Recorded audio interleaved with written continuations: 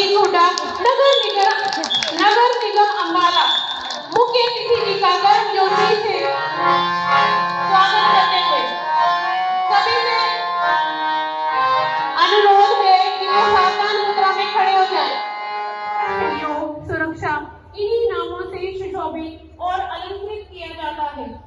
कुछ नशा तिरंगे की आन का है, कुछ नशा हिंदुस्तान की शान का है। पिछले 7 उसका एक्सीडेंट हुआ था जी, तो मेरी बाई टांग टूटी थी जी, पैसों ने जुड़ी नहीं जी, तो मैं सब जगह घूमा जी, डीसी पर भी एसडीएम पर भी सब जगह मेरे को कहीं नहीं मिली है। इन साहब ने मेरी बात सुनी, जो भी दिए इन्होंने पैसे दिए। आने जाने ये सांसद जो है कार्तिक समाज जो है, इन्होंने मेरे को भी गुणगान दिया।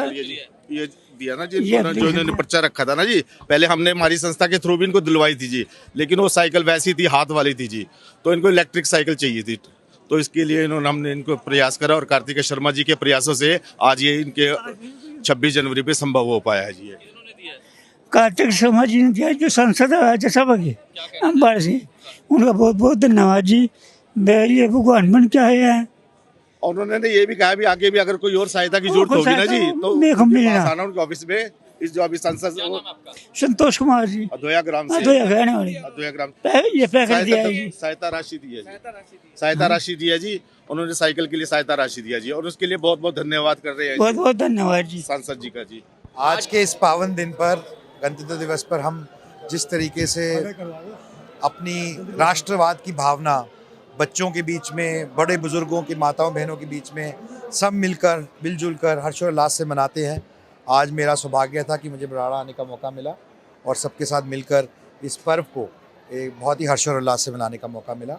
और जो राष्ट्र के नाम पर एक संदेश जो मैंने अपने उद्बोधन में भी बोला कि आज का दिन हमें याद कराता है कि कैसे हमारे स्वतंत्रता सेनानियों ने, हमारे पुरखों ने, हमारे पूर्वजों ने क्या बलिदान दिया ताकि हम आज़ादी की हवा में सांस ले सके, और किस तरीके से हम आने वाले समय में आने वाली पीढ़ियों के लिए, उनके लिए क्या कीर्तिमान स्थापित करके जाएंगे, किस तरीके के उदाहरण प्रस्तुत करेंगे, जिस तरह के उदाहरण हमारे पुरखों ने हमारे लिए किए थे।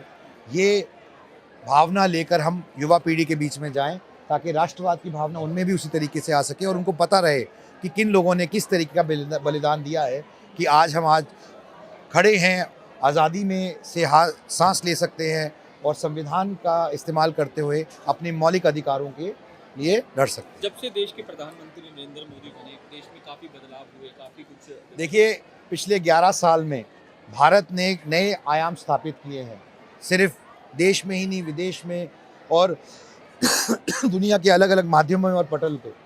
माननीय प्रधानमंत्री जी की जो सोच है कि 2047 तक भारत को एक विकसित राष्ट्र के तौर पे स्थापित करना है, ये उसी सोच का नतीजा है कि आज भारत उसी दिशा और दिशा में अग्रसर है, आगे बढ़ रहा है।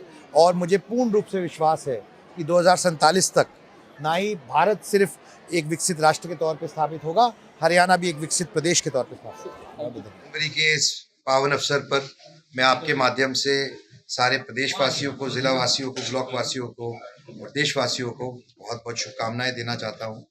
और आज के दिन का महत्व हमारे जीवन में हमें याद दिलाता है कि जो आज़ादी से हम सांस लेते हैं उसके लिए किन लोगों ने किस तरीके की कुर्बानियाँ दी, हमारे स्वतंत्रता सेनानियों ने, हमारे बुजुर्गों ने, हमारे पुरखों ने, और हमें उनको याद करना चाहिए, नमन करना चाहिए। और साथ ही साथ भारत आज कहाँ पहुँचा है, हम किस दिशा में जा रहे हैं और विकसित भारत कैसे बनेंगे, उसकी समीक्षा भी करनी चाहिए।